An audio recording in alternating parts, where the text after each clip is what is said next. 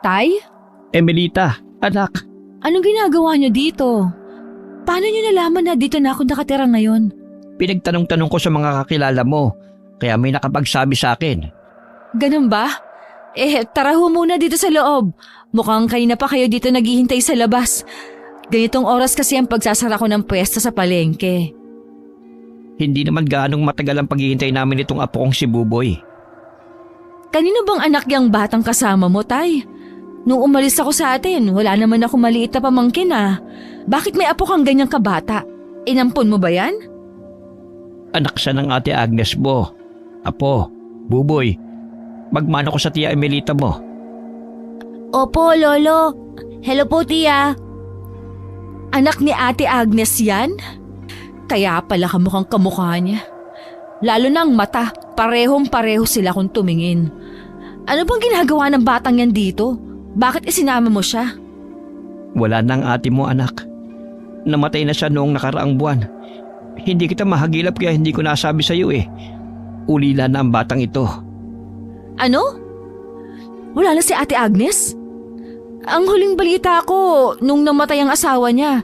Tapos ngayon si ate naman? Bakit? Ano nangyari? Anong ikinamatay ni ate? Kung ano-ano lang. Hindi matukoy ng doktor ang naging sakit niya eh. Naisip namin baka kinulam. Kung ano-ano na kasi lumalabas sa katawan niya hanggang sa lumala. Tapos bumigay na ang katawan niya. Isa lang ang ibig sabihin niyan, karma niya. Alam niya kasing masama ang mangkulam, tapos minana pa niya kay Lola. Hindi naman nangulam ang ate mo eh. Ginagamit niya ang kakayahan niya para manggamot. Kahit na. Malay mo may nainggit sa kanya tapos kinulam siya. Sinabihan ko na kasi siyang wag nang gawin ang ginagawa ni Lola. Diba si Lola, namatay din dahil pinakulam ng kung sinong nainggit sa kanya. Di inulit niya lang. Tingnan mo ngayon, maagang naiwan ang batang yan. Sandali nga po, bakit may sinama dito ang batang yan? Tungkol talaga sa kanya ang sadya ko. Dinala ko siya rito kasi anak, wala nang kukup-kup sa kanya eh. Ayaw siyang tanggapin ng Kuya Alfred mo kasi ang dami na nilang anak. Alam mo namang nakikita lang ako sa kanila. Baka pwedeng dito na muna sa'yo si Buboy. Ano? Tay naman? Alam niyong wala akong kahilig-hilig sa bata. Tsaka anong gagawin ko sa kanya dito? Wala siyang kasama dito sa bahay. Nagtatrabaho kaming pareho ni Lando. Alam nga namang isarado ko ang pwesto sa palengke para lang bantayan ang batang yan. Hindi bantayin si Buboy anak. Matalinong bata ito at mature ang isip. Pinalaki siya ng ate mo na hindi pabigat sa iba. Bilinin mo lang ng dapat niyang gawin. Maintindihan niya kaagad yun. Ay naku! Sabi ko na nga ba talagang problema ang hatid mo sa akin, Tay? Malalim ang tingin niya sa bata habang kinikilatis ito. Lalo siyang nainis dahil nakikita niya ang itsura ng kapatid na namatay. Kamukhang kamukha ng bata ang ina nito. Hindi maiwasan ni Emelita na maalala ang galit niya sa kapatid. Malaki ang inggit niya kay Agnes dahil minana nito ang karunungan lihim ng kanilang lola. Gustong gusto niyang makuha yon. Pero mas pinili ng matanda ang kanyang kapatid na turuan kesa sa kanya. Yun ang dahilan kung bakit iniwan niya ang kanilang lugar. Dahil gusto niyang kalimutan ng lahat para mamuhay siyang malayo sa kapatid. Pero nang makita niya si Buboy, nanumbalik ang pagkainis niya sa kapatid. Nabuo sa isipan niya ang planong paghihigante. Dahil patay na ang kapatid niya, gusto niyang ibuhos ang galit sa anak nito. Yun ang dahilan kung bakit siya nagpasyang kupkupin ng bata. Ilang araw nang lumipas nang iwan sa kanya si Buboy. Malaki rin ang ginhawa niya dahil nauutusan niya ang pamangkin. Isang umaga, hinagilap niya to dahil wala sa loob ng bahay. Buboy! Buboy! Nasaan ka bang bata ka? Ikaw na kutong lupa ka. Palagi mo nalang pinapasakit ang lalamunan ko dahil sa kakahanap sa'yo. Buboy! Tia, nandito po ako sa labas. Anong ginawa mo dyan sa labas? Sabi niyo po walisan ko po ang bakuran. Bakit napakakupad mo? Kanina ko pa yan inuutos sa'yo ah. Hindi pa rin tapos? Tingnan mo nga. May nawalis ka na ba? Wala namang nalinis dito sa labas ah. Ang mga dahon nagkalat pa rin. Anong ginawa mo dito? Ayun! Nakikiusyoso ka sa kapitbahay. Nakita mo kasi na nag-aaway na naman ang mag-asawa dyan sa kabila. Halika nga dito!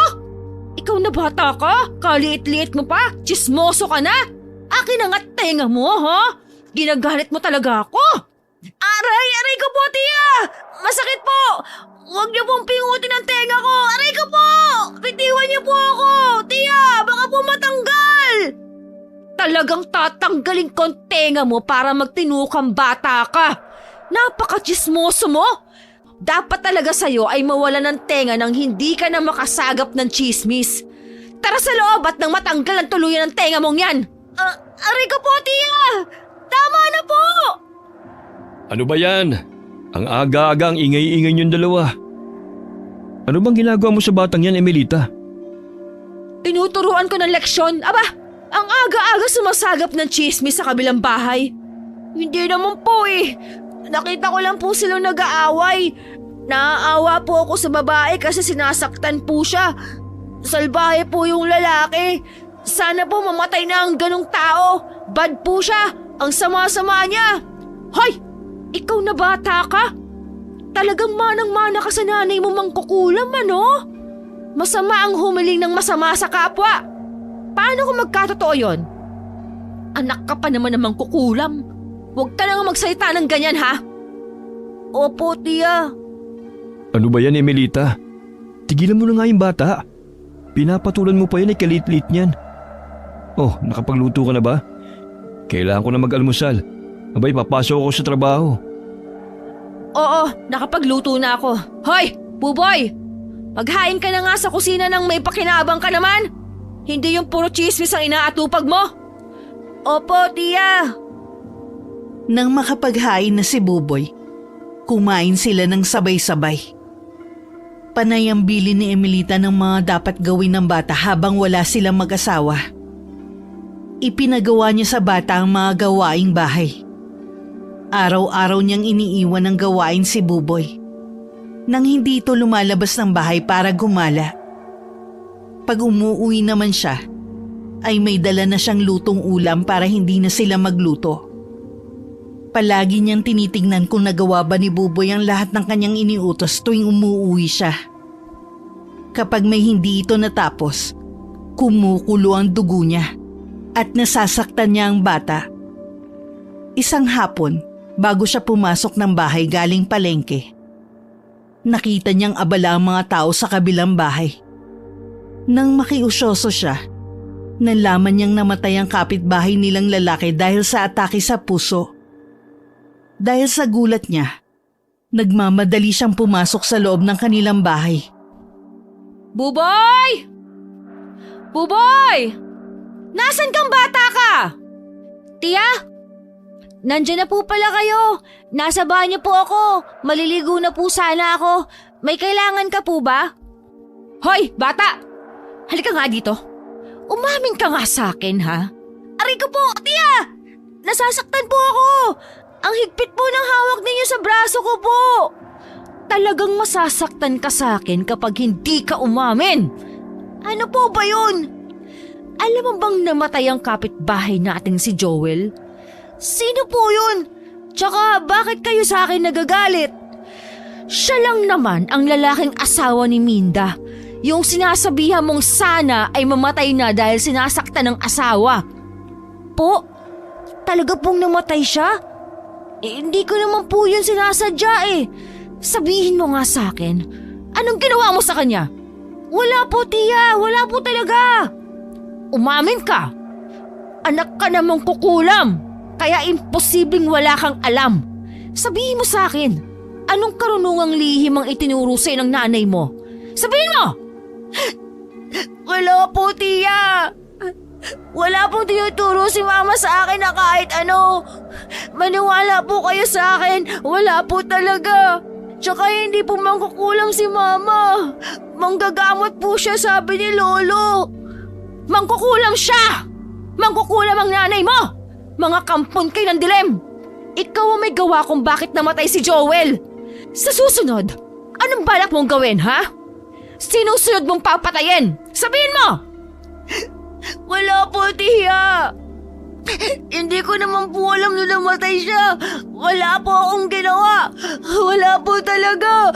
Bitiwan niyo po ako. Nasasaktan po ako. Aray ko po. Tia, masakit po. Wag na wag mo nang gagamitin ulit ang kapangyarihan mo bilang mangkukulam, ha? Dahil sa sunod, palalayasin kita dito sa bahay ko. Matutulog ka sa lansangan. Naintindihan mo? Sumagot ka! Sagot! Opo, Tia. Opo. Kahit binitiwan na niya ang pamangkin, ay hindi pa rin maalis ang kanyang galit. Masama pa rin ang tingin niya rito. Maya-maya'y dumating na ang kinakasama niyang si Lando at naabutan sila sa ganong sitwasyon. Ano na naman yan, Emelita? Bakit pinapayak mo na naman yung bata? Wala. Huwag mong kampihan ang anak na mangkukulam na yan, ha? Sigurado akong may ginawa siya kay Joel. Namatay siya dahil sa atake sa puso. Ayun, hindi mo ba napansin? Inaayos na ang burol niya sa bahay nila.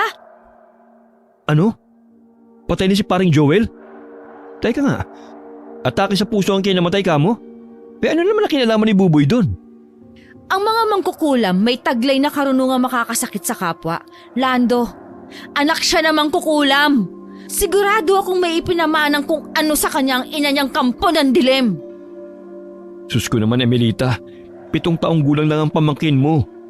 Malay ba niya ganyan mga sinasabi mo? Sige na, Buboy. Doon ka na sa kwarto mo. Huwag mo na lang pansinin ang tiyahin mong kinulang yata sa utak. Ako pa talaga ang kinulang sa utak, Lando? Sa inaasta mo, oo. Tama na yan. Pagod tayo sa trabaho at huwag mo nang dagdagan pa ang mga pagod natin. Nagugutom na ako. May pagkain na ba? Hoy, Buboy! Ikaw ba'y nakapagsaing na? Opo, Tia. Ay, bakit naman pati pagsasaing ay iniasa mo sa bata? At sino naman ang gagawa? Pareho tayong wala dito sa bahay, Lando. Natural, gawain ni Buboy yon. Dapat lang na kumilos siya sa bahay na to, ha? Kailangan niyang pagtrabahuhan ng libre ang pagtira niya dito sa bahay. Aba, wala nang libre dito sa mundo. Kailangan niyang kumilos ng makatulong. Naku, Emelita. Wala na talaga akong masabi sa'yo. Huwag ka nga umangal-angal dyan. Huwag mong makampi-kampihan ng batang yan. Kung hindi, 2 kayo matutulog sa lansangan. Bahala ka na sa buhay mo. Kinaumagahan ng magising si Emelita. Naabutan niya si Buboy na nasa may pintuan. Kinakausap nito ang isang aso. Tahimik niyang pinagmasdan ng bata. Ikaw na aso ka? Tinangay mo ang tsinelas ko. Nag-iisa lang yun. Hindi na ako makakabili nun kasi wala naman akong pera. Tapos sinira mo pa. Tingnan mo. Paano ko ito masusuot? Sira na. Kasalanan mo to.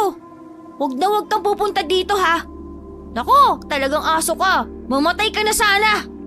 Magkaroon ka ng galis yung malala para maturuan ka ng leksyon. Pasaway ka. Buboy! Ano ba yung ginagawa mo? Tia, paano po kasi yung aso? Sinira po yung tsinelas ko. Iniiwan mo kasi kung saan-saan ang mga gamit mo. Natural, sisirain ng aso yan. Wala naman niyang isip eh. Kasalanan mo yan. Huwag mong isisi sa aso ang kapabayaan mo. Itaboy mo nga ang asong yan. Ayoko sa mga hayop. Kinakausap mo baka mamaya. Dito na yan tumira. Pareho ko kayong ilalagay sa kulungan eh. Itaboy mo yan. Opo, Tia. Malis ka na, Doggy. Chu! Alis na! Alis na sabi! Alis! Kayo nakapagising? Opo. Nagsaing ka na ba? Nag-init ka ba ng tubig? Opo, Tia. Mabuti naman. Halika dito sa kusina. Tulungan mo ako magluto ng ulam. Mamaya, sumama ka sa akin sa palengke. Wala ka namang gagawin dito sa bahay. Doon ka sa palengke para makatulong ka naman nang makabayad-bayad ka sa kinakain mo. Opo, Tia. Nang isama ni Emelita ang bata sa pwesto niya sa palengke, palagi niyang napapansin ng mga kilos nito na para sa kanya ay kakaiba na. Nakikita niya sa bata ang ugali at kilos ng namayapa niyang kapatid. Kuhang-kuha ni Buboy kung paanong tumingin ang mata ng ina nito. Mga tingin na pailalim at kumikilati sa mga tao. Naniningkit din ng mata ng bata sa tuwing may mga tao siyang hindi nagugustuhan. Naglalaro sa isipan ni Emilita kung anong iniisip ng bata sa tuwing tumititig ito ng masama. Hindi niya maiwasang bantayan ang kilos ng pamangkin. Sa pag-iisip na baka may gawin itong hindi maganda at magimit siya para kainisan sila ng mga tao. Hanggang sa isang beses nang mapalingon siya kay Buboy, nakita niyang titig na titig ito sa isang matandang lalaking nagsusungit. Pinapagalitan ng lalaking yun ang batang kasama at pinagbubuhatan pa ng kamay. Nang hilabot si Emilita nang makita niyang gumagalaw ang mga labi ni Buboy na para bang nag-uusal ng orasyon. Nagtayuan ang kanyang balihibo sa katawan dahil sa ginagawa ng bata. Buboy! Po! Tia! Bakit po? Umalis ka nga dyan sa harapan. Tignan mo, hindi makita ng customer ang gusto nilang bilhin. Dumito ka sa sulok. Itago mo nga yung sarili mo dito. Opo. Ikaw talagang bata ka kahit kailan wala kang kadala-dala. Nang wala ng taong pumupunta sa pwesto nila, kinausap niya ng seryoso si Buboy. Hindi mapakali si Emilita hanggat hindi niya nalalaman ang ginagawa nito. May kung anong nagtutulak sa isipan niya na paaminin ng bata dahil may ginagawa itong hindi niya nalalaman. Buboy, tara nga dito. Bakit po, Tia? Ano po ang iuutos nyo? Nakita kita kanina habang nakatingin ka doon sa lalaki na nagagalit doon sa bata. May binubulong ka. Ano yon? Po? Wala naman po. Anong wala? Kitang-kita ko na gumagalaw ang bibig mo. May inuusal kang orasyon ano? Anong mga dasal bang tinuro sa'yo ng nanay mo? Ikaw ha? Wag na wag mo nang gagawin kung ano man ang itinuro sa'yo ng nanay mo mangkukulam. Naiintindihan mo ba? Alam mo ba kung bakit namatay ang nanay mo? Dahil ginantihan siya ng mga kinulam niya. Gusto mo bang mangyari sa'yo yon? Wala naman po akong ginagawa, Tia. At saka po, hindi naman mangkukulam si Mama. Huwag mo nang ipagtanggol ang ina mo. Mas kilala ko siya kaysa sa'yo. Kasi sabay kaming lumaki. Ikaw, kailan ka lang naman nabuhay dito sa mundo? Wala kang alam. Ako ang magsasabi sa'yo ng totoo. Ang nanay mo mangkukulam. Natatandaan mo ba si Joel? Yung kapitbahay natin? Di ba galit ka doon? Oh, ngayon patay na siya. Inorasyonan mo kasi. Paano mo ngayon ipapaliwanag yan, ha? Tapos ano? Sino naman ang isusunod mo? Yung lalaki kanina? Hoy, bata! Kabata-bata mo pa, ha? Mamamatay tao ka! Hindi po totoo yun. Hindi po. Hindi ko naman po pinatay yung kapitbahay natin eh. Hindi mo nga kasi alam na nagawa mo yon. Kaya nga sinasabi ko sa'yo. Kaya kung ano man ang mga itinuro sa'yo ng nanay mo, kalimutan mo na. Kasi masama yon. Naintindihan mo ba? Sumagot ka! Wala nga po tinuturo si Mama sa akin, Tia. Wala po siyang sinasabi. O edi wala! Tumigil ka nga sa pag-iyak-iyak mo! Nakakaimbyer na! Malas yan sa negosyo! Ayusin mo sarili mo! Kalalaki mong tao, iyakin ka! Nang pauwi na sila ng bahay habang nag-aabang ng masasakyan, nakita ni Emilita ang kumpulan ng mga tao sa kabilang kalsada. Sinabihan niya ang pamangkin na hintayin siya sa waiting shed. Pinuntahan niya ang mga nagkukumpulan para makiusyoso. Nagtanong-tanong siya sa mga tao. Nang sinabi ng mga ito na isang lalaki ang nadisgrasya, lalong umatake ang kanyang kuryosidad. Nakipagsiksikan siya para makalapit sa naaksidente. Bigla siyang pinanlamigan ng katawan nang makita ang lalaki. Ito ang lalaking tinititigan ng masama ni Buboy. Halos manlambot siya nang lumayo sa kumpulan ng mga tao. Tiningnan pa niya ang pamangkin na nasa kabilang kalsada. Tahimik lang itong naghihintay sa kanya sa waiting shed. Dumadagundong ang kaba niya habang pinagmamasdan si Buboy. Nagtatayuan ang kanyang balahibo dahil sa kilabot na nararamdaman sa bata. Habang tinitingnan niya ito, nakikita niya ang bulto ng aninong nasa likuran ng pamangkin. Hindi ito anino ng bata dahil masyadong malaki. Bukod doon, nasa lilim si Buboy, kaya nagtataka siya kung bakit meron itong malaking anino. Lalo siyang nangilabot. Tinalikuran niya ang pamangkin at naisip na wag na lang itong balikan. Nabuo sa isip niyang iligaw na lang ang bata dahil isa itong malas. Nanginginig ang mga tuhod niya habang naglalakad. Nakakailang metro na ang nalalakad niya nang bigla siyang nakonsensya sa pag-iwan sa pamangkin. Nagbuga siya ng malalim na hininga bago nilingon uli ang bata. Gulat na gulat siya nang makitang wala ito sa waiting shed. Mabilis niyang iginala ang paningin para hagilapin si Buboy. Hindi niya ito makita. Hanggang sa maramdaman na lang niya ang paghawak ng maliit na kamay sa kanyang braso. Natigilan siya nang maramdamang sobrang lamig ng kamay na yon. Nagsalita pa ito na lalong nagpakilabot sa kanya. Naghahalo ang boses ni Buboy at boses ng nakakatakot na nilalang na tila nanggagaling sa malalim na hukay. Lalong nanlaki ang kanyang mga mata. Nanginig na rin ang mga kamay niya at halos hindi niya magawang tingnan ng pamangkin dahil sa kanyang takot. Maya-maya ay naging normal na ang boses ni Buboy, kaya nagawa na niya itong tingnan. Tia, paanong nakarating ka dito? Di ba nandun ka sa... Iniwan kita dun sa... Opo, sorry po. Nainip po kasi ako. Natakot po ako na baka hindi niyo na ako balikan. Kaya sumunod po ako sa inyo, Tia. Hindi na po magpapasaway po. Promise po. Huwag niyo lang po akong iwan. Natatakot po ako. Ano? Natatakot ka? Opo. Saan ka natatakot? Nakaramdam ng awa si Emilita nang makita ang sobrang lungkot na mata ng pamangkin. Nakaramdam siya ng konsensya. Pero may takot pa rin siya sa bata. Hindi niya alam kung may kinalaman nito sa mga nangyayaring pagkamatay ng mga lalaking tiningnan nito ng masama o kung nagkataon lang ba ang mga yon.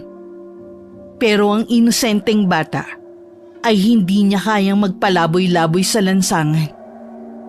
Tumawid ka? Nang mag-isa? Hindi ka ba natakot na baka masagasaan ka? Sabi ko sa'yo, hintayin mo lang ako doon, hindi ba? Eh kung nasagasaan ka, matulad ka dun sa lalaking yon. Nasagasaan yon! Sorry po, Tia. Sumabay naman po ako sa mga taong tumawid kanina. Bakit po pala nasagasaan yung lalaki? Hindi ko alam. Lasing siguro. Umuwi na nga tayo. Magluluto pa ako ng hapunan. Si Tito Lando mo, maya-maya uuwi na. Umuwi na tayo. Opo. Habang naglalakad sila, panay ang tingin niya sa bata. Napansin niyang wala itong suot na tsinelas. Napaisip siya kung kailan pa nakayapak ang pamangkin. Dahil hindi naman niya yun napansin nang umalis sila ng bahay. Bakit wala kang tsinelas, Buboy? Hindi ba po sinira nung asong gala? Kasalanan ko naman po.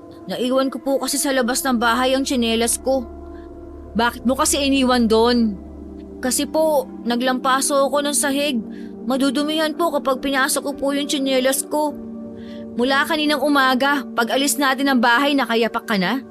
Opo. Diyos ko naman, Buboy. Bakit hindi mo sinabi? Nagmumukha ka tuloy-pulubi sa ginawa mo. Tapos kasakasama kita? Ano yan? Namulot ako ng batang lansangan? Baka isipin pa ng mga tao na dinudukot kita. Hay nako! Tara nga doon, ibibili kita ng tsinelas. Pero wala po akong perang pambayad, Tia. Hay! O di pauutangin na lang kita muna. Pero wala pa rin po akong pambabayad. Pag lumaki ka na, pwede ka na magtrabaho. Pwede mo nang bayaran ang mga utang mo sa akin. Ililista ko na lang muna. Talaga po? Salamat po, tiya. Napalunok na lang ng laway si Emelita dahil sa inosenteng reaksyon ng bata.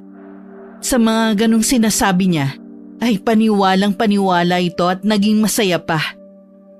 Hinigit na lang niya sa braso ang pamangkin at saka naglakad sila papunta sa bilihan ng mga gamit.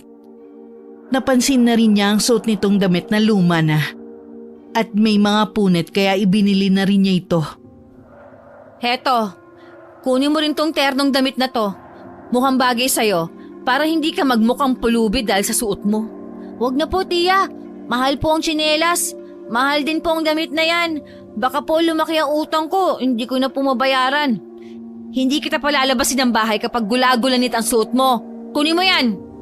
Kasi po, walang kasi-kasi. Doon! Punta doon! Bayaran natin. Sigurado ka po? Baka po wala ka ng pera. Hindi ako nauubusan ng pera. Ikaw lang ang walang pera sa ating dalawa. Huwag ka nang dumaldal. Kumuha pa uli ng ilang sando at shorts si Emelita para sa pamangkin. Nang makita niya ang mga damit na babagay sa bata, nakita niya ang kaba sa mga mata ni Buboy dahil dumadami na ang babayaran nila. Nagpigil ng tawa si Emelita. Para hindi na mag-alala ang bata, sinabi niyang libre na niya ang ibang mga gamit nito. Gumaan ang pakiramdam niya nang makita ang malapad ng ngiti ni Buboy. Umaliwala sa mukha nito. Napayakap pa sa kanya ang bata dahil sa tuwa. Bahagya naman niyang itinulak si Buboy at nagkunwaring nainis. Ayaw niyang mapalapit ang loob niya sa bata, lalo na kapag naiisip niya ang lihim na galit niya sa ina nito.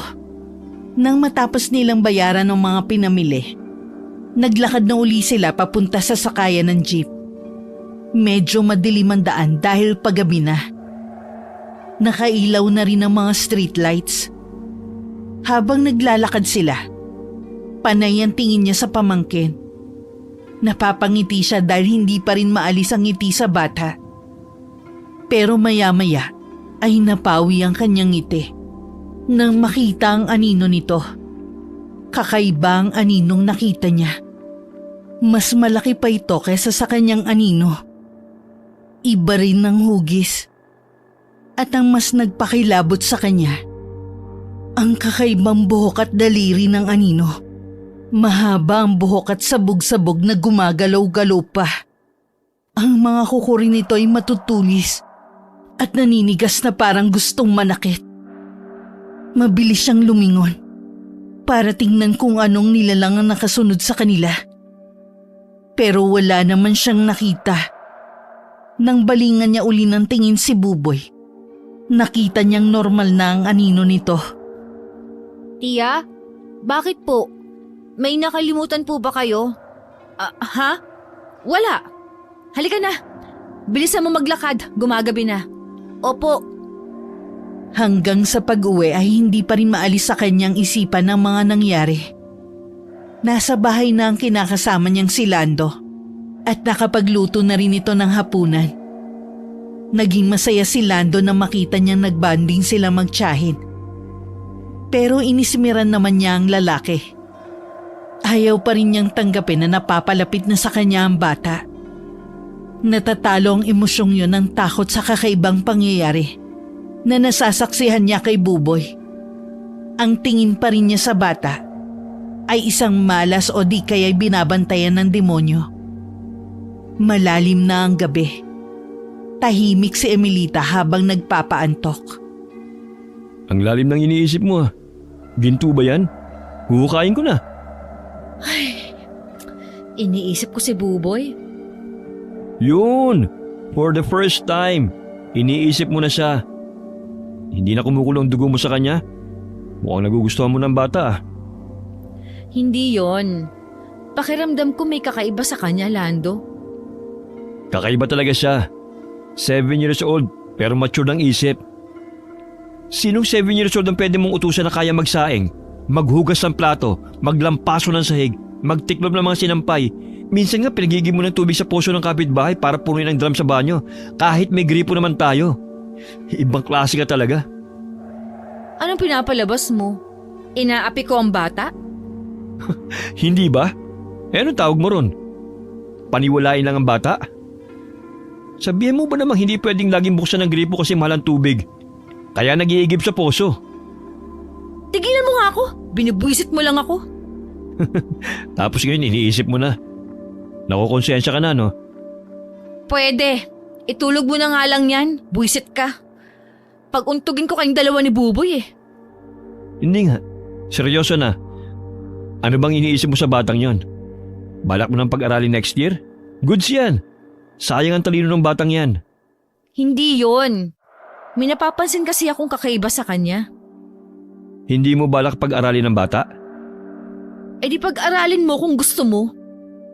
Ibang klase ka talaga. Ano mga kakaiba sa kanya? Basta, hindi mo maiintindihan. Naiisip ko kasi, hindi kaya binabantayan siya ng mangkukulam niyang ina? Kung ano-anong pinag-iisip mo, Emilita. Itulog mo na lang kaya yan. Eh bata-bata ng pamangkin mo, pinag-iisipan mo na masama. Tinalikuran na siya ni Lando at tinulugan na lang. Lalo lang siyang nainis sa kinakasama. Matutulog na rin sana siya nang biglang makarinig ng ingay sa kusina. Naglaglagan ng mga kasangkapan doon.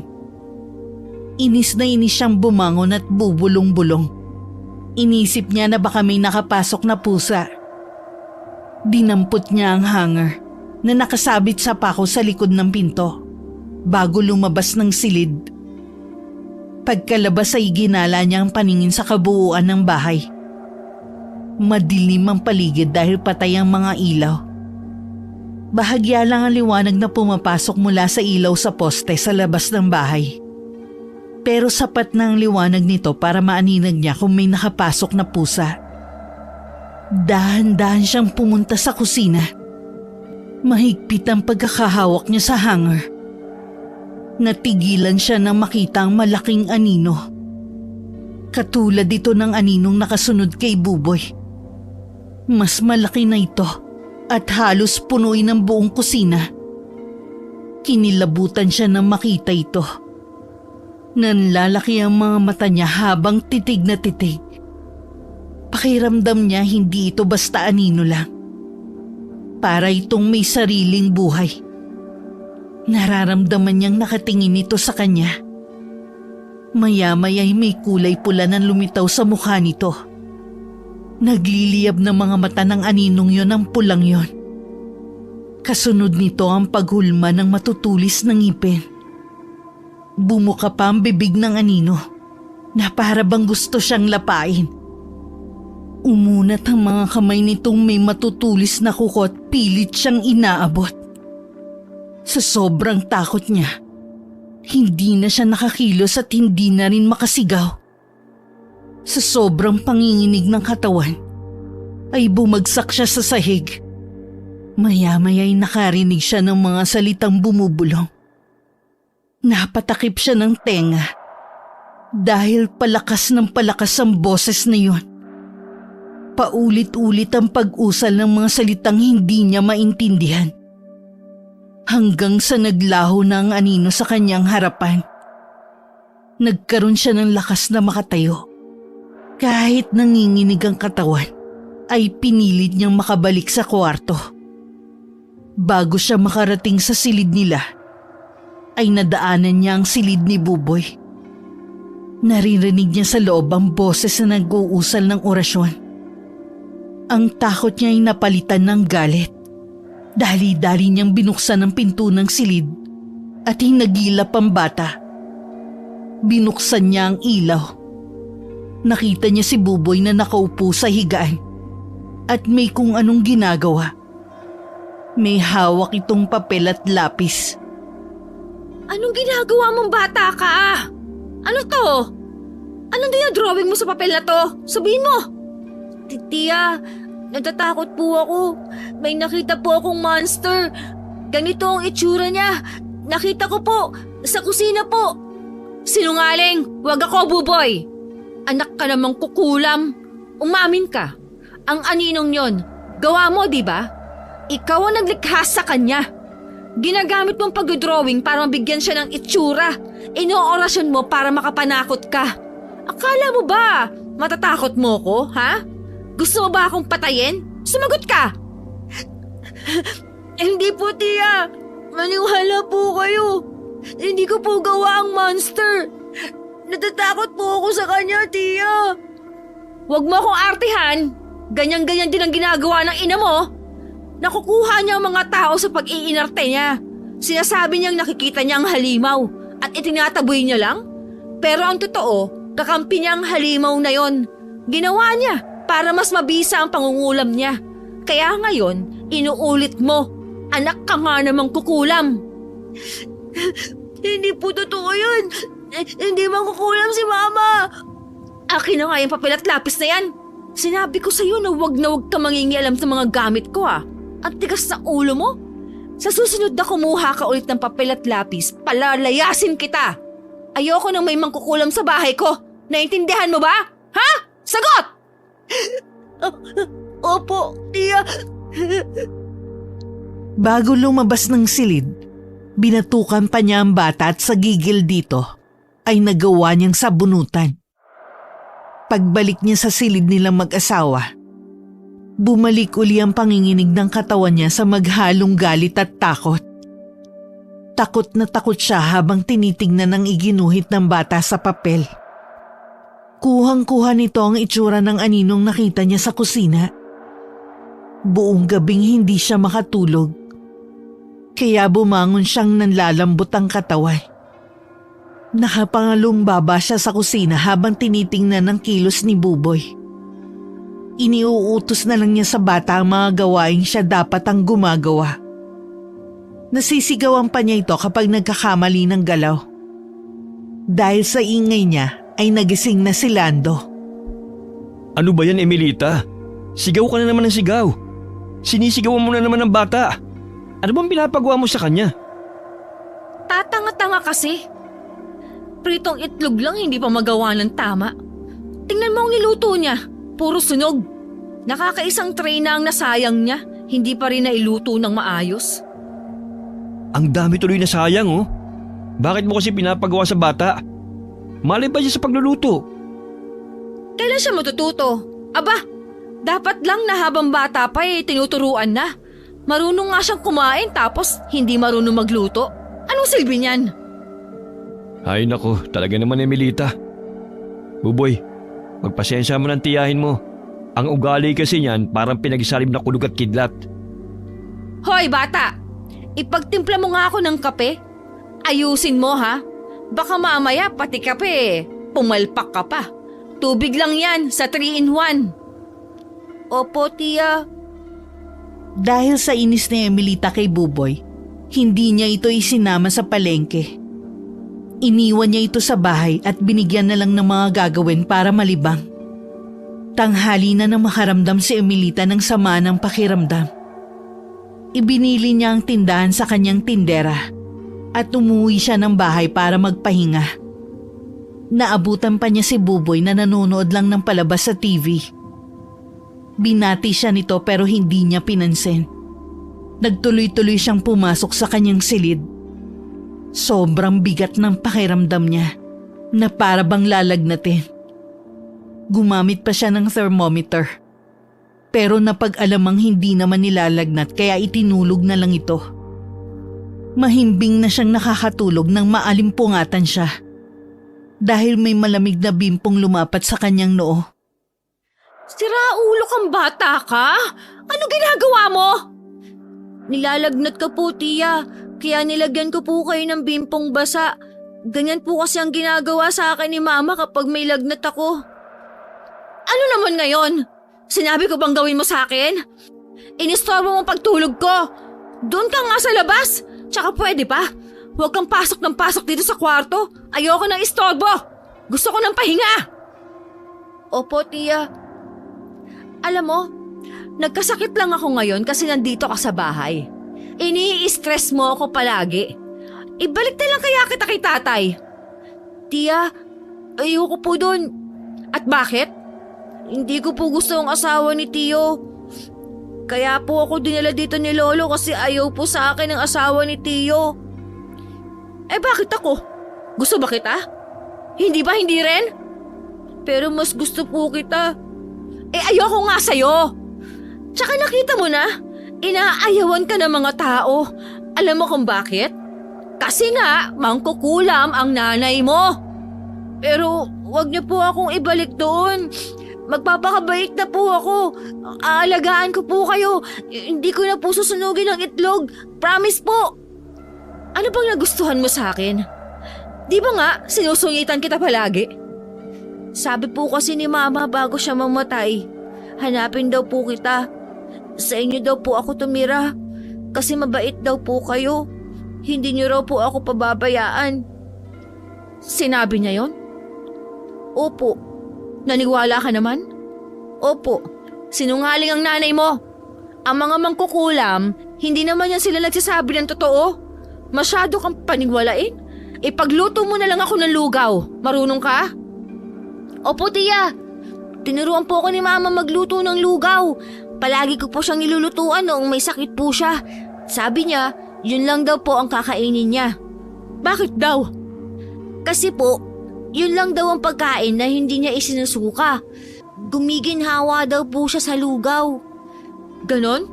Sige, magluto ka ng lugaw sa kusina. Sige po. Nagpakawala ng malalim na buntong hininga si Emelita pagkalabas ni Buboy ng silid. Nangilid ang mga luha niya nang maalala ang sandaling gusto na niyang pagsisihan. Naupo siya sa kama at namaluktot sa sulok habang yakap ang unan at balot ng kumot ang katawan. Naabutan siya ni Lando sa ganong kalagayan at alalang-alala ang asawa. Kumusta ka na? Sabi ni Buboy nilalagnat ka raw. Patingin nga. Mainit ka nga. May lagnat ka nga. Bakit hindi mo ko tinawagan? Gusto mo ba ng lugaw? Nagpaluto ka raw ng lugaw pero sabi naman ni Buboy ayaw mo namang kainin. Ano gusto mong kainin? Si Ate Agnes. Oh, anong tungkol sa kanya? Namimiss mo ba ang kapatid mo? Gusto mong dalawin ang puntod niya? Ibinigay niya sa akin si Buboy para pahirapan ako, Lando. Ano bang sinasabi mo? Patay na ang kapatid mo. Paano niya yung gagawin? Saka isa pa, bata lang si Buboy. Kaya ka nagkakasakit dahil sa kakasungit mo sa bata. Bakit ka ba galit na galit sa mag-inang yun? Sinisingil na ako ni Ate, Lando. Ano bang pinagsasabi mo? Hindi namatay si Ate sa sakit. Binarang siya. Okay, sino naman ang gagawa nun sa kanya? Pinabarang ko siya, Lando. Ako ang nagpabarang sa kanya. Hindi ko naman alam na hindi niya yun malalagpasan. Kasi alam ko, marunong siya sa karunungang itim. Kaya niyang pagalingin ang sarili niya. Pero bakit hindi niya pinagaling? Bakit hinayaan niyang kainin ang sakit na ibinigay ko? Bakit, Lando? Ano bang sinasabi mo? Galit na galit ako kay Ate.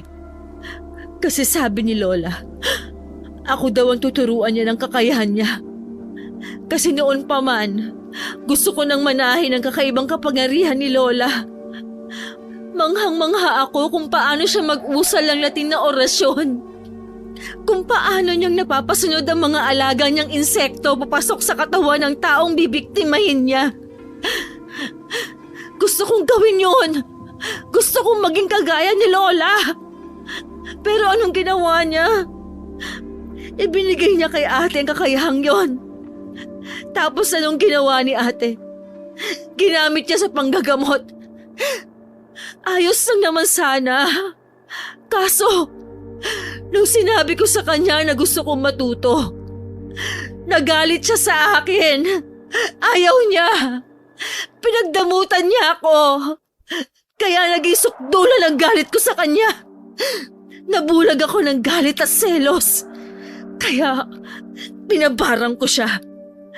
Pero hindi ko alam na mamamatay siya, Lando. Hindi ko naman ginusto na mamatay siya. Ano? Totoo ba yan? Si ate, ginagabayan niya si Buboy. Pinoprotektahan niya si Buboy.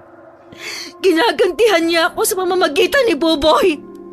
Palayasin mo ang batang yan! Palayasin mo siya! Palayasin mo! Papatayin niya ako! Emelita, tumigil ka na nga. Kung ano man ang alitan yung magkapatid, walang kinalaman dyan ng bata. Kung totoong galit sa iyo ang kapatid mo, dapat binarang ka rin niya nung buhay pa siya. Alam nila kung sinong bumabarang sa kanila, hindi ba? Malamang alam niya na ikaw ang gumawa nun sa kanya. Kaya siguro hindi niya ginamot ang sarili niya dahil alam niyang babalik yun sa'yo. Kaya mas pinili niyang mamatay na lang. Mas inisip ka pa rin niya hanggang sa uli.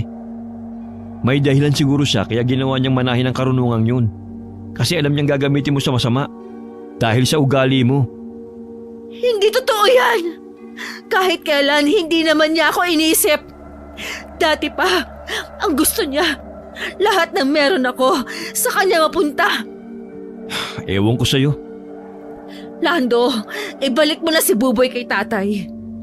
Tawagan mo si tatay, sabihin mo, kunin na ang bata. Ayoko siya dito, alisin mo siya dito. Kasi, kinakain ka na ng konsyensya mo? Hindi si Buboy o ang ina niya ang kalaban mo rito, Emelita. Sarili mo ang kalaban mo. Mag-isip ka nga ng tama. Galit na iniwan siya ng asawa sa silid. Umiyak na lang siya ng umiyak hanggang sa makatulog. Maya-maya ay nagising ang diwa niya dahil nakakarinig siya na may nag-uusal ng orasyon. Gusto niyang dumilat pero sobrang bigat ng talukap ng kanyang mata. Mabigat din ang kanyang katawan na kahit ang kanyang braso ay hindi niya magawang itaas. Sinubukan niyang magsalita pero ungo lang ang kanyang nagagawa. Sobrang lamig ng paligid. Pakiramdam niya ay wala na siya sa sariling silid. Para siyang nasa loob ng kuwebang sobrang lamig at sobrang dilim. Maya-maya ay naramdaman niyang may sumasakal na sa kanyang leeg. Nagsimula na siyang mahirapan sa paghinga. Pinilit niyang igalaw ang katawan. Sinimulan niyang paggalawin ang hililiit sa kanyang kamay. At nang magawa niya, ay nakagalaw na siya. Bigla niyang hinawakan ang sariling leeg para pigilan ang sumasakal sa kanya. Nang dumilat siya, tumambad sa kanyang nakakatakot na anino. Tumatawa ito ng nakakatakot. Nagliliyab sa pula ang mga mata nito. Iginala niya ang paningin sa silid para maghanap ng tulong. Nakita niya si Buboy sa sulok ng silid. Gumagalaw ang mga labi nito. Nakita niyang nag-uusal ng orasyon ng bata. Abala rin ng bata sa ginagawa nito. May kung ano siyang sinusulat sa papel. Mahigpit ang paghawak ng bata sa lapis. At halos mabutas ang papel sa madiin nitong pagsulat. Galit na galit si Emelita sa pamangkin. Dahil hindi siya makapagsalita, minumura na lang niya ito sa kanyang isip. Maya-maya'y tumingin sa kanyang bata. Matalim ang titig nito at sobrang talim na puno ng galit. Nanlalaki ang mga mata ni Emelita at nanginig siya dahil sa kilabot na makita niya ang mga titig na yun ni Buboy. Maya-maya'y napapikit na lang siya. Tinanggap na niyang yun na ang kanyang huling hininga. Pero makalipas ang ilang minuto, nakaramdam siya ng kaginhawaan. Narinig niyang may pumasok sa kwarto. Lando! Oh, gising ka na pala. Masyadong mahaba ang tulog mo eh. Hindi ka na nakakain. Nagugutom ka na ba? Si Buboy! Si Buboy? Ayan oh. Alam mo ba, binantayan ka ng pamangkin mong yan. Wala pa yung tulog dahil sa pag-aalala sa'yo. Madaling araw na oh. Palagi ka niyang pinupunasan ng basang bimpo. Buboy! Tia, ikaw, kitang-kita kita. Binabarang mo ako, ano? Sumagot ka. Pinapatay mo ako ng paunti-unti. Walang hiya ka talaga. Manang-mana ka sa ina mong mangkukulam. Tia, Emelita, tumigil ka nga. hindi mo kasi alam. Nasaan ka ba kanina? Bakit siya nandito sa kwarto ko? Bakit mo siya pinabayaang mag-isa dito? Papatayin ako ng batang yan. Bakit? Natatakot ka? Natatakot kang gawin sa'yo ni Buboy ang ginawa mo sa nanay niya? Ay nako, alam mo Emelita, natatakot ka sa multong ginawa mo kaya ka nagkakaganyan. Hindi mo naiintindihan. Papatayin nga niya ako. Inoorasyon na niya ako habang tulog. Tingnan mo ang papel. Nagdodrawing siya ng monster at inuutusan niya yon para patayin ako. Natigilan si Emelita nang sinampal siya ng asawa. Lalong nagalit sa kanya si Lando. Hindi ito nagsalita at lumabas na lang ng silid para hindi humaba ang kanilang pag-aaway. Nang maiwan si Buboy, ibinuntun niya ang galit sa bata. Ikaw, mula nang dumating ka, puro kamalasan ang nangyayari sa akin. Anak ka ng dyablo! Lumayas ka sa bahay ko! Layas! Tia, yung anina po na monster, hindi po ako may gawa nun. Diba? Nakikita mo ang halimaw na yon? Nakikita mo kasi likha mo yon. Hindi po. Kayo po ang may gawa sa kanya. Nabuo siya dahil sa matindi niyong galit. Humiling po ba kayo ng bantay? Kasi ang anino po na yon, ibinigay ng kusino sa inyo para maging bantay niyo po. Pero lumalakas po ang halimaw depende po sa emosyon ninyo. Kapag po galit kayo at masama, nagiging ganun din po siya. Pero ang bantay po ninyong yun, kayo po ang sinasalakay. Kasi po, hindi niya kaya ang galit ninyo. Kaya po nagkakaroon siya ng sariling pag-iisip na patayin kayo. Sinungaling ka. Huwag mong binibilog ang ulo ko. Bata ka lang na walang alam. Sinusubukan ko po siyang labanan. Pero nahihirapan po ako kasi tinutulungan niyo po siyang lumakas. Subukan niyo pong labanan siya. Kayo lang po ang makakatalo sa kanya, Tia. Hindi mo ako mapapaniwala. Kagaya ka rin ng nanay mo mangkukulam. Umalis ka sa kwarto ko. Lumabas ka! Labas! Tumatakbong lumabas ang bata. Sinundan niya ito ng masamang tingin. Nang makalabas si Buboy, inisip niya ang sinabi ng bata. Naalala niya ang paglapit sa mambabarang na binayaran niya para barangin ng kapatid. Dahil sa takot niyang balikan siya ni Agnes, humingi siya ng bantay sa mambabarang na yon. Lalong nanlumo si Emelita matapos niyang maalala ang lahat. Nilukob siya ng takot at kilabot. Lalo siyang nalito at hindi na makapag-isip ng tama. Umiyak na lang siya ng umiyak para mailabas ang takot na kanyang nararamdaman. Para na siyang baliw habang tinitingnan ang kabuuan ng silid. Natatakot siya na baka nagtatago ang aninong halimaw sa sulok ng kwarto. Nang hindi na niya kinayang isiping yun, nagmamadali siyang lumabas. Hinagilap niya si Buboy. Nakita niya itong nakaupo sa sofa sa sala at hawak na naman ang papel at lapis. Anong ginagawa mo? Bakit nag-drawing ka na naman ng halimaw? Tia, kailangan ko pong gawin kasi kapag po inilalantad ang itsura ng halimaw, nababawasan po ang lakas niya. Sabihin mo, paano mo matatalo ang halimaw na yon? Kaya mo bang talunin? Hindi ko po alam. Sabi po ni Mama sa akin bago siya mamatay, iligtas daw po kita sa monster. Kinakain ka raw po ng sariling galit kaya po lumalakas ang monster. Sinabi ni ate yon? Opo. Emelita! Ano na naman yan? Pinagagalitan mo na naman si Buboy? Buboy, sige na, pumasok ka na sa kwarto mo. Patulog ka na. Hindi pa kami tapos mag-usap. Bakit mo siya pinapaalis? Tama na, utang na loob. Tinawagan ko kanina si Tatay Delphine. Pinapupunta ko siya rito. Sabi ko magsama siya ng albularyo. Ano? Bakit? Mukha ka kasing sinasapian. Ang lalim ng mga tingin mo. Hindi naman dahil sa lagnat lang. Pag hindi kinaya ng albularyo, saka kita dadalhin sa doktor. Hindi kita pwedeng dalhin sa doktor ngayon dahil baka diretso ka sa mental. Ayusin mo nga sarili mo, Emelita. Dapat siguro sa pari kita dalhin eh. Kailangan mo siguro mangumpisal. Mukhang kinakain ka na ng konsensya mo eh. Hindi na nakasagot si Emelita sa mga sinabi ng asawa. Naisip niyang may tama naman ito. Napaupo siya sa sofa at saka nag-isip ng mahinahon.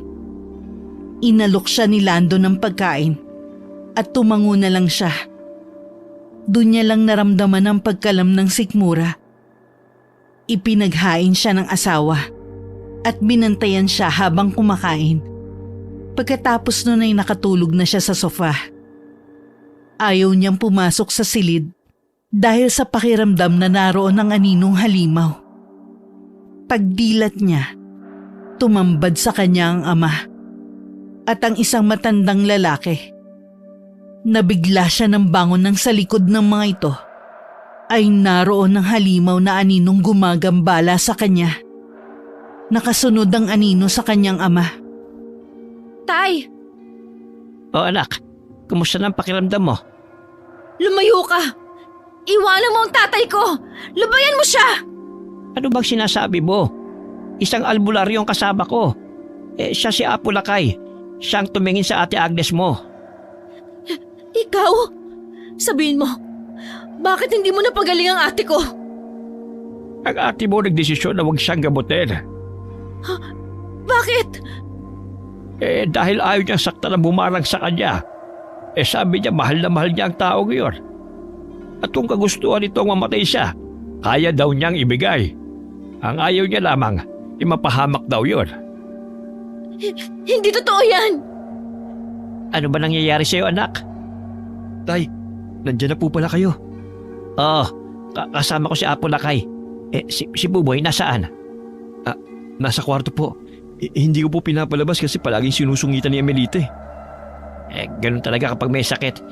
Lalo na ang anak kong yan hindi mahilig sa bata. Pupunta ko muna nga po ko. Sige po, dun po sa kwarto na yun. Sige, ako nang bahala. Asikusuhin mo lang si Apo. Ibigay mo mga gamit na kailangan niya. Sige po. Wala naman akong ibang kailangan. Dala ko na mga gamit ko eh. Ganun po ba? Umalis na kayo! Wala namang problema sa akin! Bakit ba kayo nandito? Bakit mo ba sila pinapunta, Lando? Tignan niyo po, Apo. Galit na naman siya. Oo nga. Kakaiba rin tumigil. Kailangan natin simulan ng gamutan. Lando! Lando! Emelita! Madali kayo! Ang apo ko! Ano nangyari sa kanya? Bakit wala siyang malay? Ano? Bakit? Napano si Buboy?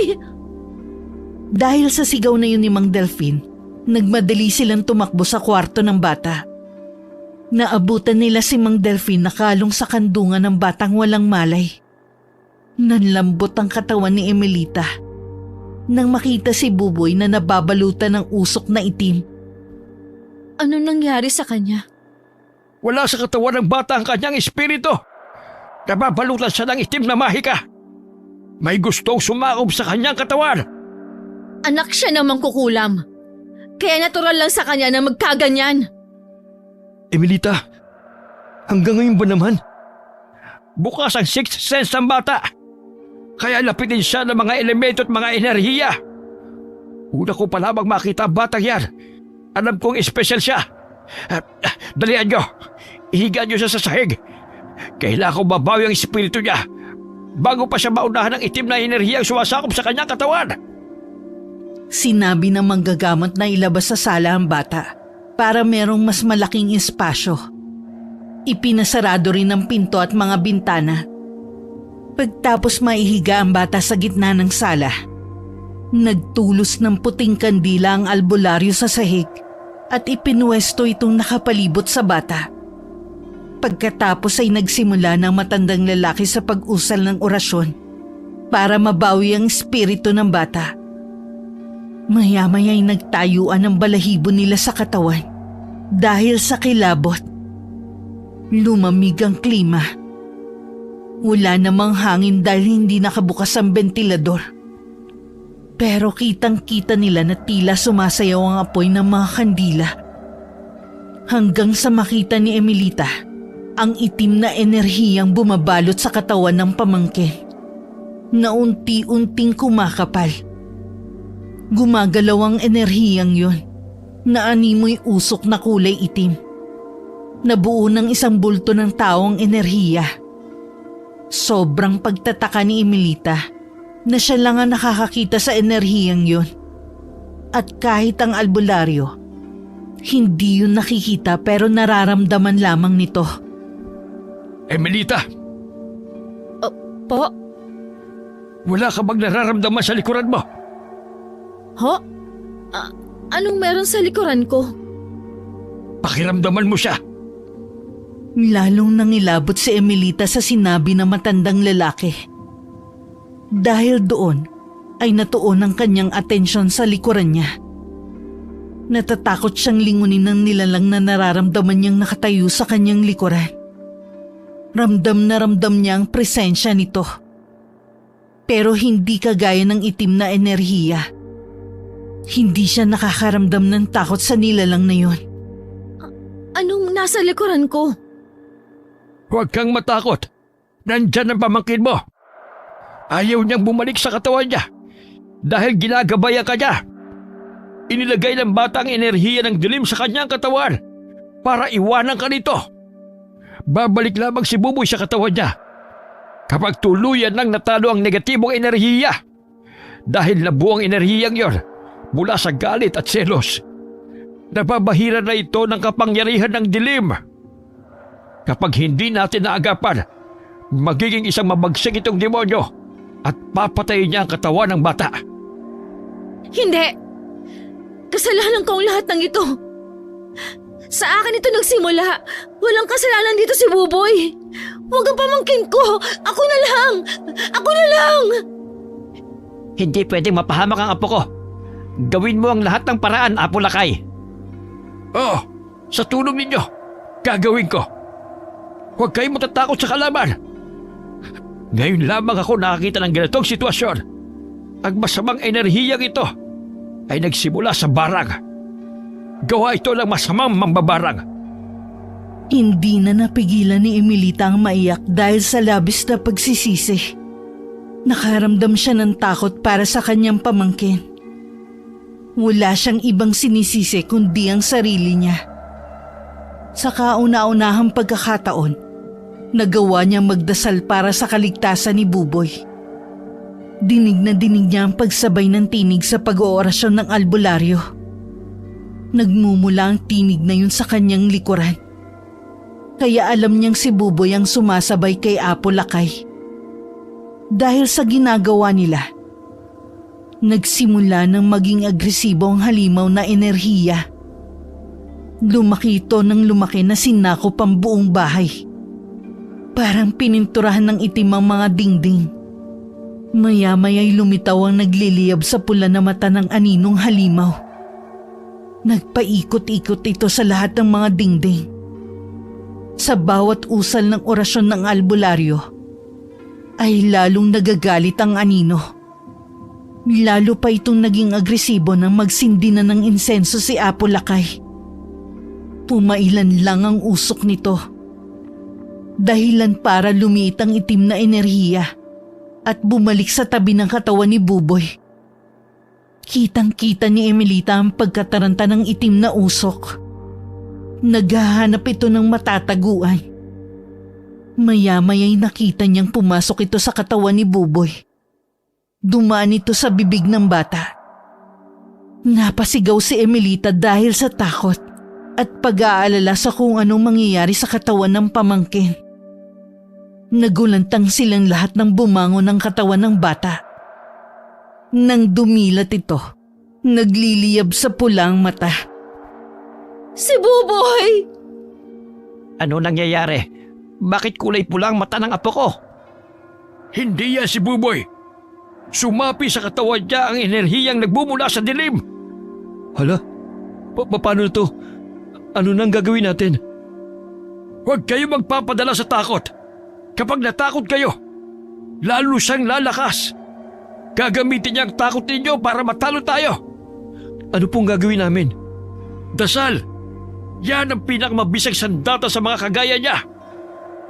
Dahil sa sinabi ng albularyo, kanya-kanya sila ng dasal. Lalong nagalit ang kanilang kalaban. Nagwala ng katawan ni Buboy. Ibinagsak niya ang mga kasangkapan sa loob ng bahay. Nabuhat din ng bata ang mabibigat na upuan at inihagi sa iisang direksyon. Nang wala na siyang masirang mga gamit, pinalutang nito ang mga nawasak na kasangkapan. Maya-maya'y nagsambulat yun. Kanya-kanya sila ng iwas para hindi tamaan. Nang sandaling huminto ang paggalaw ng mga gamit, napatingin si Emelita kay Buboy. Nakita niyang nakalutang ang mga matatalim na bagay sa gilid nito. Kasama ron ng itak at mga kutsilyo. Nakita rin niya ang albularyong nananatiling nakaupo sa sahig. Hindi ito tumayo para itago ang sarili. Nakapikit ang matandang lalaki at hindi alintana ang panganib. Nakatutok sa matanda ang mga patalim at anumang oras ay babaw nito sa kanyang katawan. Hindi na nakatiis si Emelita. Lumabas siya mula sa pinagtataguan at hinarap ang halimaw na kanyang nilikha. Tama na! Hindi ko alam kung anong klaseng halimaw ka. Pero ang alam ko lang, ako ang lumikha sa'yo. Emelita, huwag mong gawin yan. Nasasapian ng demonyo ang katawan ni Buboy. Hindi siya yan. Hindi yan makikinig sa'yo. Magtago ka rito. Ipinapahamak mo lang ang sarili mo. Mula sa simula pa lang, ako na dapat ang napahamak, Lando. Ako dapat ang namatay at hindi si ate. Ang dami-dami ko lang dinamay. Hindi na kaya ng konsensya ko dahil sa akin nabuo ang halimaw na yan. Kasi isa akong halimaw. Ako ang saktan mo. Nandito ako. Iwanan mo pamangkin ko. Wala siyang kasalanan. Inosente siya. Sa akin mo itarak ang mga patalim na yan. Huwag ka naman damay pa ng ibang tao. Ako lang ang dapat nasaktan mo. Nakaramdam ng takot si Emelita nang makita niyang nanginginig ang mga patalim habang nakalutang sa ere. Nanggigigil itong nagpipigil na maitarak sa katawan niya. Nakita rin niya ang pagkuyom ng kamao ni Buboy. Pero kahit natatakot, nilakasan niya ang kanyang loob na harapin ang halimaw na binuo niya. Maya-maya'y nakaramdam siya ng malamig na humawak sa kanyang kamay. Napaluha siya nang maalala ang minsang hinawakan siya ni Buboy. Malamig ang kamay nito. Marahil sa takot at pag-aalala na baka iwanan siya sa waiting shed ng mga sandaling yon. Bumagsak ang katawan ni Emelita at humagulgol. Buboy, patawarin mo ako. Patawarin mo si Tia. Kasalanan ko lahat. Pati ang nangyari sa nanay mo. Ako ang may gawa nun. Nagsisisi na ako, Buboy. Ate Agnes, patawarin mo ako. Nabulag ako sa galit, inggit at selos. Pero hanggang ngayon, ako pa rin ang iniisip mo. Akala ko, pinadala mo si Buboy para gantihan ako. Pero ang totoo, pinadala mo siya para gabayan ako. Kasi alam mong naliligaw na ako ng landas. Sorry, ate. Sorry. Bumagsak na mga kutsilyo. Pati si Buboy, nawala na rin ng malay. Ang apo ko! Buboy! Apo! Emelita, ayos ka lang ba? Paano ako hihingi ng tawad kay ate? Maririnig pa ba niya ako? Mapapatawad pa ba niya ako? Palagay ko, hindi naman siya galit sa'yo. Mukhang ikaw lang talaga ang nagalit sa kanya ng gusto. Sobrang sama ko, Lando. Oo nga. Talagang masama ako? Ang ibig kong sabihin, Lahat naman ng tao may kasamang taglay eh. Lahat naliligaw ng landas. Pero ang mahalaga, palagi pa rin bumabalik sa liwanag. Pwede ka pa rin bumawi sa kapatid mo. Paano? Si Buboy. Ibinigay niya sa'yo kasi alam niyang hindi mo pababayaan. Si Buboy? Ang pamangkin ko? Ang laki din ng kasalanan ko sa kanya. Marami pang pagkakataon para makabawi ka. Si Buboy, nagkamalay na. Ang apo ko. Apo, ayos ka lang ba? Lolo? Bakit po kayo nandito? Hala, ano pong nangyari? Bakit po makalat ang bahay? Nilindol po ba o may pumasok na magnanakaw? Nako, wag mong isipin yan, apo. Ang mahalagay maayos ka na. Sobrang natakot ako. Akala ko hindi ka na babalik sa amin. Hindi naman po ako umalis, Lolo. Teka, kaya po ba kayo nandito dahil susunduin niyo na po ako? Tia, galit ka pa rin po ba sa akin? Ibabalik niyo na po ba ako kay Lolo? Hindi sinagot ni Emilita ang tanong ng bata. Lumapit siya at niyakap ng mahigpit si Buboy. Takang-taka naman ang bata dahil sa walang hintong pag-iyak ni Emilita. Inakala nitong may nagawa na naman siyang ikinagalit ng tiyahin. Iginala pa ni Emilita ang kanyang paningin sa kabuuan ng bahay. Tiningnan niya kung may bakas pa ng mga nakakatakot na pangyayari. Nakita niya ang albularyo na naglilibot sa buong bahay habang pinauusukan ng lahat ng sulok gamit ang insenso. Nag-uusal din ito ng dasal para selyohan ng proteksyon ng bahay. Pagkatapos nun, sinimulan namang harapin ni Apo Lakay si Emilita. Ikaw ang kailangan kong gamutin, hindi ba? Po? Sa'yo nagmula ang lahat. Bukas sa mga senses mo na naghahatak ng mga negatibong enerhiya. Kailangan ko isara. Dahil kung hindi, baka maulit lang ang mga nangyari. Ganun po pala yun? Akala ko, normal sa kanyang palaging masungit at galit. Kapag po ba naisara yun, babay na po ba ang asawa ko? Hindi nakakatuwa, Lando. Aba, seryoso ako. Di naman ako nagbibiro eh. Para bumait ka na. Hindi nga ganun yun. Apo, nagagalit na naman siya. Pakidalian nga po yung pagsasara ng kung ano-anong nakabukas sa kanya para bumait na. Pakisama na rin pong isarang lahat ng mga butas sa katawan niya para tuloy na siyang bumait. Mamaya ka sa akin, lalaki ka. Humanda ka talaga sa akin. Matapos gawin ng albularyo ang pagsasailalim kay Emilita sa healing at cleansing, nagbigay pa siya ng kwintas bilang proteksyon sa mga negatibong enerhiya. Ayon sa manggagamot, lapitin si Emilita ng mga negatibong enerhiya. Kaya masama sa kanya magkaroon kahit anumang kaalaman ukol sa panggagamot.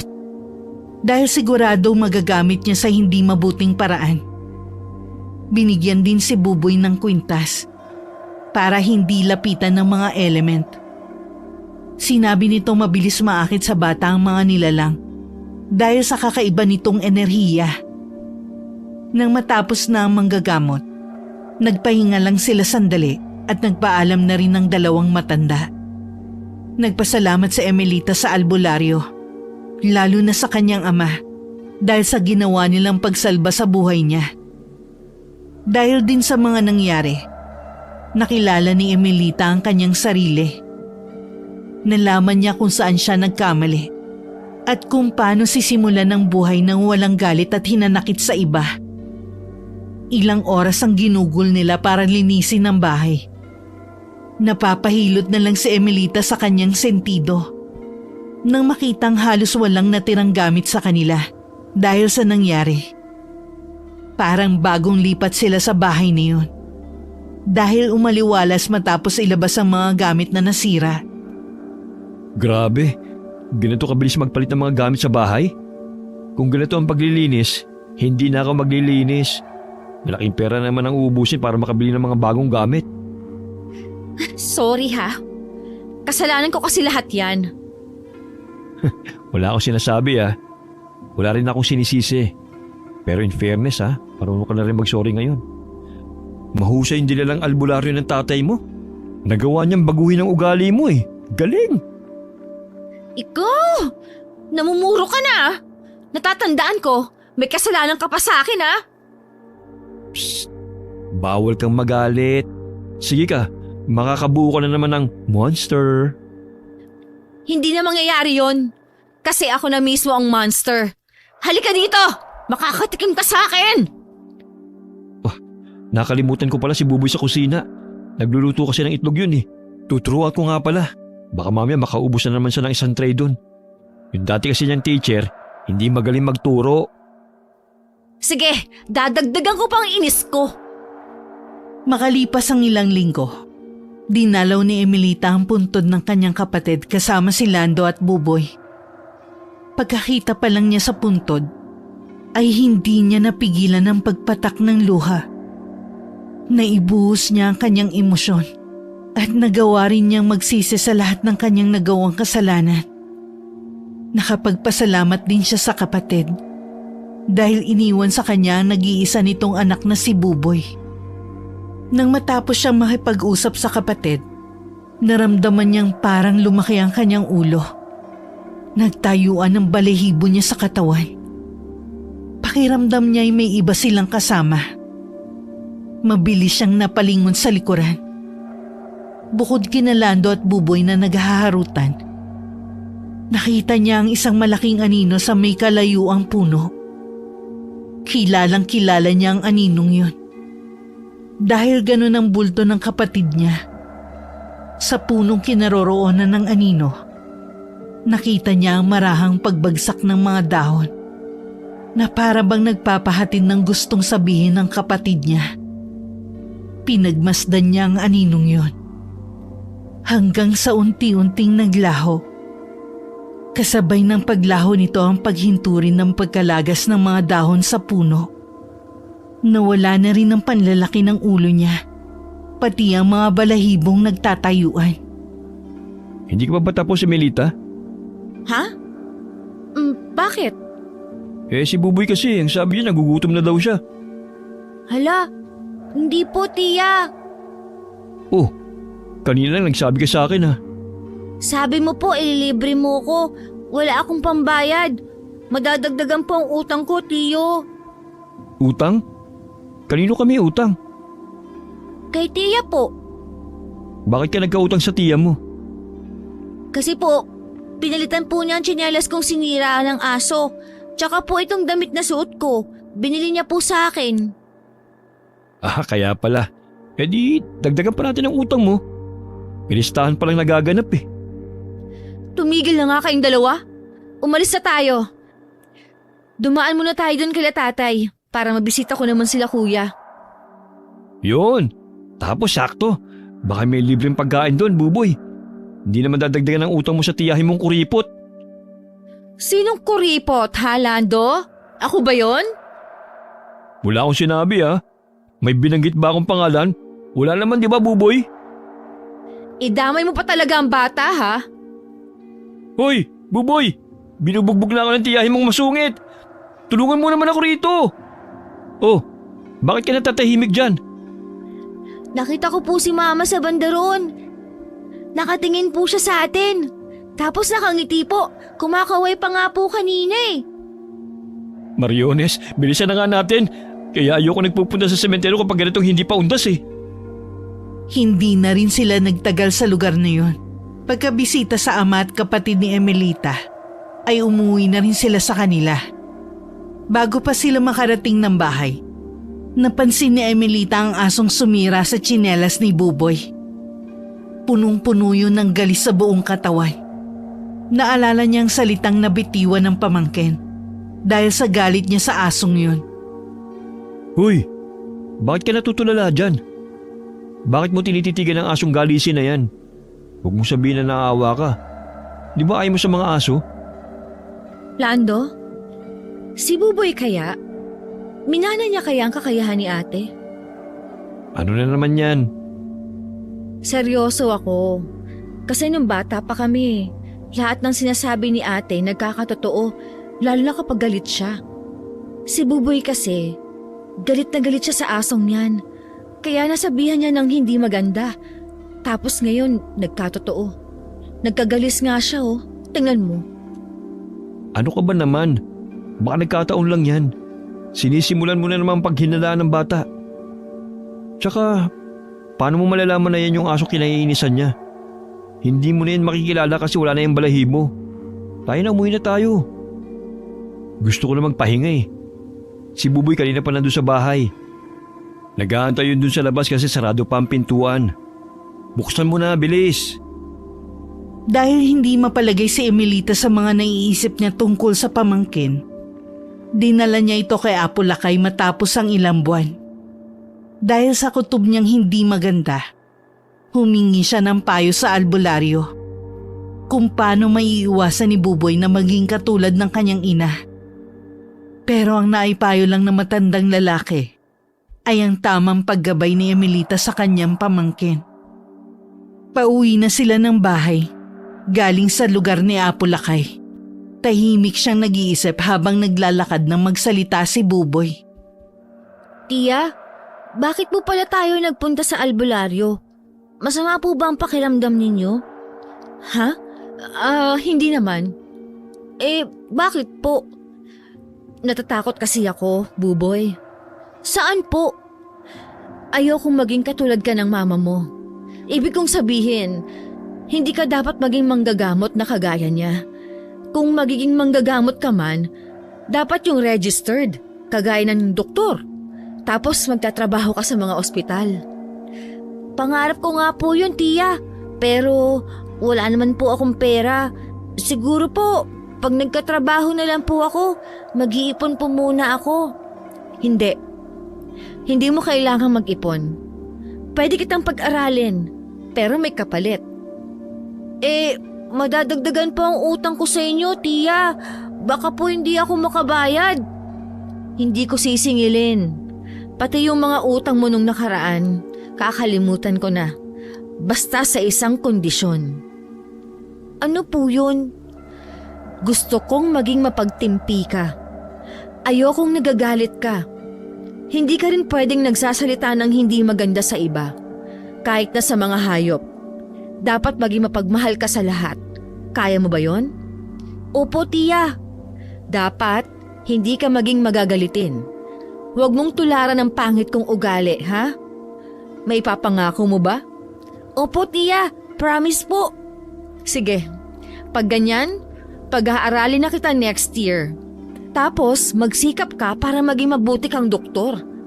Wala ka naman talagang utang sa akin, Buboy. Ako ang maraming utang sa'yo. Pati ang pagkakaroon mo ng isang ina na gagabay dapat sa'yo, kinuha ko. Kaya, hayaan mong bayaran kong lahat ng yon. Ako ang tatayong magulang mo para matupad mo ang lahat ng pangarap mo sa buhay. Ayos na ba yon? Salamat po, Tia. Tama nga po si Mama. Mabait po kayo. Si Mama, palagi po siyang tama. Oo, palagi talaga siyang tama. Tapos, ako ang palaging mali. Umuwi na nga tayo. Bilisan mo maglakad. Pagkabukas ni Emelita ng pinto ng bahay nila, bumungad sa kanyang ipis. Dahil sa takot niya, pinaghahampas niya ito ng walis hanggang sa mamatay. Inutusan pa niya si Buboy na itapon ng ipis sa labas ng bahay. Ano pang tinitingin-tingin mo dyan, Buboy? Sabi ko, itapon mo na yan. Bakit ka ba natutulala dyan? Takot ka rin ba sa ipis? Hindi naman po. Bakit ayaw mo pang kumilos? Kasi po, kasasabi mo lang kanina na maging mabait po sa lahat. Pero pumatay ka po ng ipis.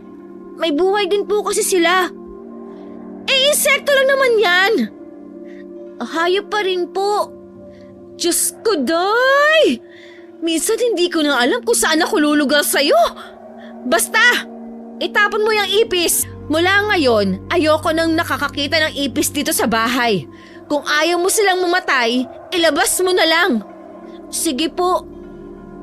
Napalamukos na lang siya ng muka. dahil sa katuwiran ng kanyang pamangkin na hindi naman niya masisi. Mula noon naging maayos na ang pagsasama nila magtiyahin.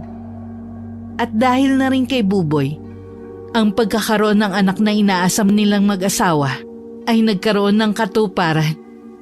Tuwang-tuwa si Buboy nang malaman nitong magkakaroon na siya ng kapatid. Lumipas ang ilang buwan at dumating na ang araw na manganganak na si Emelita. Ang saya na kanyang nararamdaman ay nahaluan ng pagtataka. Bakit ka na naman natutulala? Tignan mo si Buboy oh. Ang saya-saya niya kasi may kapatid na siya. Anong ipapangalan natin sa anak natin? Cute naman niya. May baby girl na tayo. Ang batang yan, Lando. Oh, anong batang to? Kamukha ko o kamukha mo? Sino kamukha? Buboy, sa tingin mo anak, sino kamukha ng kapatid mo? Ako ba o si tiya mo? Magsabi ka ng totoo. Hindi po kayong dalawa. Sa tingin ko po, kamukha si Mama. Mama? Oo, tama siya. Kamukhang kamukha siya ni Ate Agnes. Wakas. Tay? Emelita,